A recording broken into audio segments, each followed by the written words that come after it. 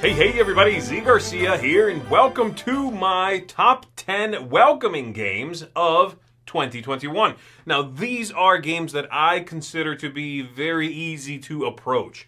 Very approachable, they're very easy to understand, get into, wonderful games for the family so you can have a nice mixed age group, and usually very attractive, enjoyable, engaging games, all right? So, these are all games I very much enjoy personally, but I think that they have, for the most part, wide appeal as well. Without further ado, let's go ahead and jump into these games.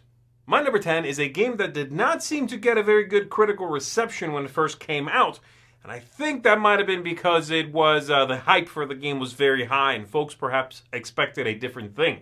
This is The Initiative, and The Initiative is a story-driven game, pretty simple game, in which you are playing as kids in sort of a 1980s style setting who find a game, and that's the game you are playing. So the game is going to be telling you, in comic book fashion, the story of you, the players, as these kids, and then the game they are playing, and there's a mystery surrounding this game. There are people who apparently are following them, and therein it lies the story of the game. The game within the game is pretty straightforward. You are going to be playing cards, moving around a board, discovering symbols you are looking for, and then hacking a code at the end of each session. They're usually just word puzzles or something like that, but sometimes they have a little something else to them. Again, very simple. It's play a card, maybe move a little bit, reveal some things on the board. And it does, of course, build on itself because it is a campaign. So that first session or 2 or 3 first sessions are very straightforward, and then you get a little more as you go along. Really like it. Very attractive, very well finalized game that I think might be something you can get for the family and then play, I don't know, twice a week for a while. So, The Initiative. My number 9 is a game called White Elephant, as in the White Elephant Exchange is the idea, thematically. This one is a pretty straightforward set collection card game. It is great for large groups of players, so if you have a big group, this is a good one that is not really a party game traditionally, but it'll accommodate quite a few players. And in it, you are basically, again, collecting cards. You are going to take some from the center, or if somebody has something in front of them you like, you can pay some circus peanuts, you're all elephants, you pay some peanuts to take the ones they have in front of them, and then they'll get to take some more from the center when it's back to their turn. Or maybe they can steal someone else's group. And then you collect sets and try to get victory points. Very clean, straightforward, not a very long game, but a nice amount of interaction, a nice amount of pushing your luck maybe, trying to get as much of a set as possible. Making sure you have more of that kind of card than other players. Very nice. I like this one a lot. My number 8 is a very recent discovery to me, and a beautiful game about growing a garden, collecting flowers and bees and things like that. This is called Floriferous. Quite the title. But it is a very straightforward sort of card drafting game in which you have a spread of cards, each of those being a flower, maybe having a bug, also having a color, and then a scoring card as well, as part of the flop, if you so want to call it. And then on your turn, you take your pawn and move it and select a card. Once everyone has done so in the current column, you move on to the next column. And depending on which card you took in the previous column, that's your turn order for the upcoming round, and so on. I like that you have to not just draft the cards that score, as in the flowers and so forth, the bees, the flowers, pink cards, what have you, but the scoring opportunities themselves, you do not begin with those. You got to draft those too. So if you've collected a bunch of pink flowers, well, you better make sure you also get the card that says score points for pink flowers. So I really enjoy that. I think it is, like I said, gorgeous, absolutely wonderful production, and a very welcoming, gentle theme that comes across well. Game's fairly straightforward to score and quick. So if you're looking for something you can play on, say, a lazy Monday or lazy Sunday morning kind of feeling, if you're looking for something like that, something straightforward, very gentle in its nature, Floriferous is a wonderful pick for that. Now let's talk about a social deduction game. This is called Night of the Ninja, and this one is a very clean, very straightforward social deduction game. Those games tend to become bloated as there are more and more of them made each year. But this one has a drafting phase at the beginning in which you take some cards and you keep one, pass them, keep, pass. You'll end up with a couple of those cards. And then we will call out characters, and when the turn is up for your selected card, or one of your two, you will play that card, and you will do something. You can mess with an opponent. You can maybe manipulate something at the table. Once all the cards have been played out, then we figure out what team at the table will win. And every round, teams are randomly divided. There's one, I think it's like a red team, a blue team, and then some people that are part of neither group. That's it, and then you play again. You play a few hands of this, and then the game is over. I like that it is so simple and straightforward. I like that it is not it's sort of like many little moments of social deduction as opposed to one long game of social deduction, and it works wonderfully. So check this one out, Night of the Ninja. Super Mega Lucky Box is the name of my next pick, and this is a roll and write style game. Very vibrant, very much a game that's going to attract your eye, catch your eye.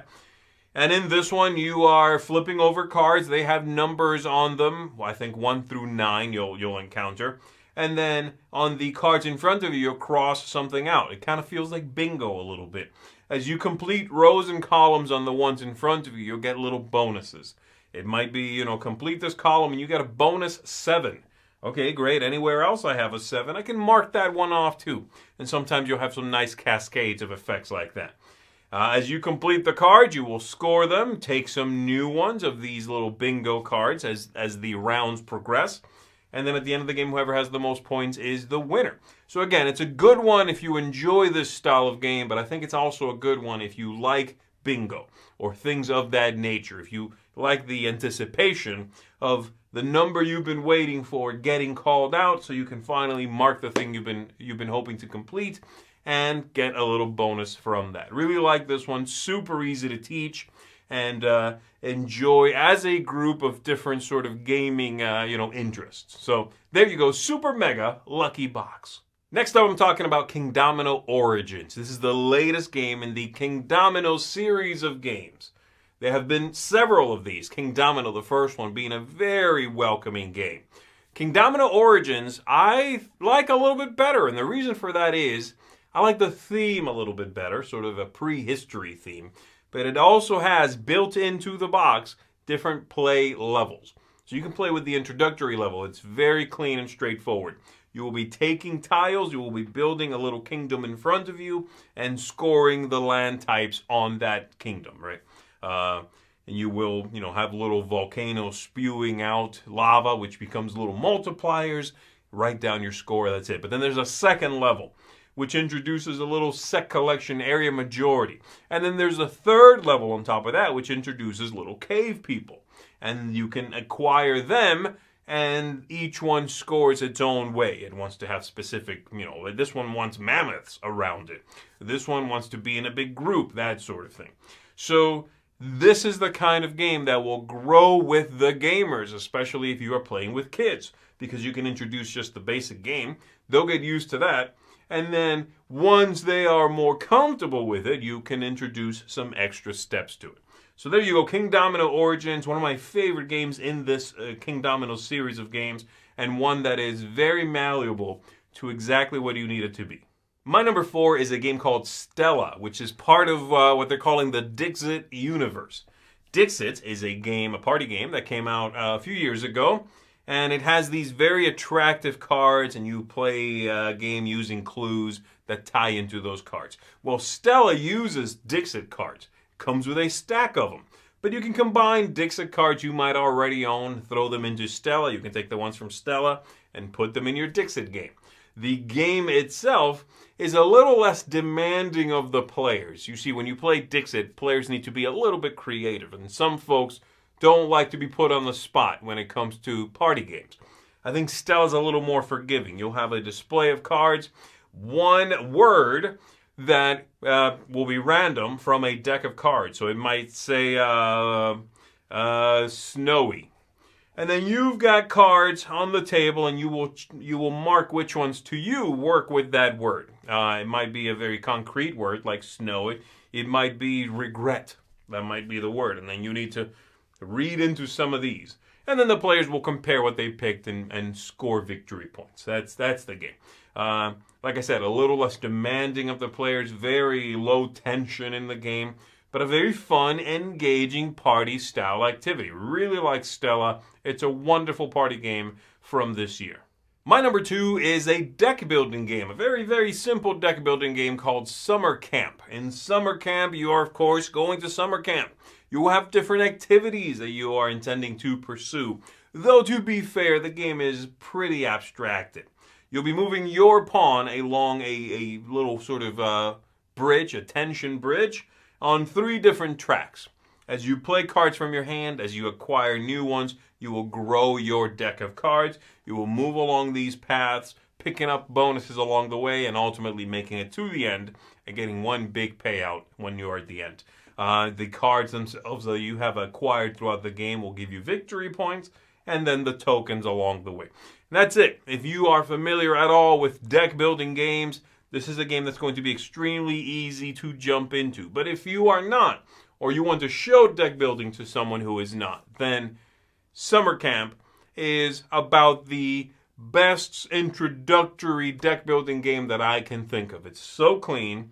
It is easy to understand the idea of buying a card now, and then once it cycles through your deck from your discard pile, you now have new abilities. That's very clean and straightforward. And there's a bunch of different activities in the game that you can mix and match when you build the deck with which the players will play. So I really enjoy it. Very attractive, very clean and straightforward, and a very, very welcoming game. So that is Summer Camp. Next up, we're going to the outdoors for a game called Trails. Trails is kind of a spin-off of Parks. Parks was a very well-known game in which you were traveling through the national parks. Well, Trails is smaller, it's simpler, but it has a little bit of the same DNA. You are going to be moving your little hiker back and forth between 2 locations, basically taking a path back and forth. And along the way, you're collecting things. You're collecting resources. When you make it to the head of the trail or to the end of the trail, you are then going to acquire these badges, sort of merit badges, that will give you victory points. Knowing how far to move down the path, knowing where to stop, knowing how to manage the things you have is what the game is all about. And as you make it back and forth, and the day will start ending, it will become evening, it will get dusky, and you flip over some of the tiles, and on the back of each of these tiles along the path is a slightly different power. Very neat, visually very attractive, but a simple game. One that has a nice amount of strategy, a nice amount of sort of, pushing your luck a little bit. I think I can hold back on the path and jump up here a little later without my opponent taking what I'm hoping will be there. But it all resolves beautifully. It's short, about 30 minutes or so, and engaging. Very much if you are someone who enjoys the outdoors, or you know someone who is, this is a good one to remind them of that fun without overwhelming them with a lot of rules. So that is Trails. And finally, my number 1 entry for most welcoming games, 7 Wonders Architects, a brand new game in the series that is very straightforward and simple. You are simply on your turn going to be taking a card from one of 3 locations and placing them in front of you. You're collecting resources with which to build your monument. You are gaining military strength. You are gaining knowledge. You are going to try to do the best you can, getting points from a few different things. But the turn structure, the usability of this package and the way it is presented with these wonderful inserts in the box is top notch.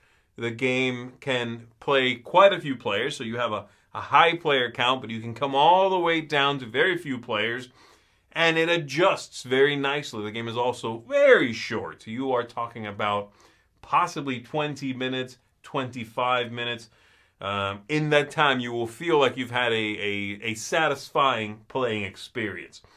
Then you can change the monument you had and play again. Each monument comes with a little bit of a special power as you build some stages in it, but they're once and done. This game has, like I said, very little for you to miss on your turn. At no point where you go, oh, my last turn I forgot to do this. That would be extremely rare for something like that to happen. I like it. I think it is one that I cannot see myself having a problem teaching this to anybody. So you couple that with some beautiful artwork, a nice theme, and a short, punchy playtime, and this is one of the absolute best welcoming games of 2021. So there you go, everybody. That's my list of welcoming games. Hopefully there's something in here you can play for yourself. You can perhaps give someone as a gift or just enjoy. And no matter who you do it with or how. So my name is Z Garcia. Thanks very much for watching. I'll see you on the next one.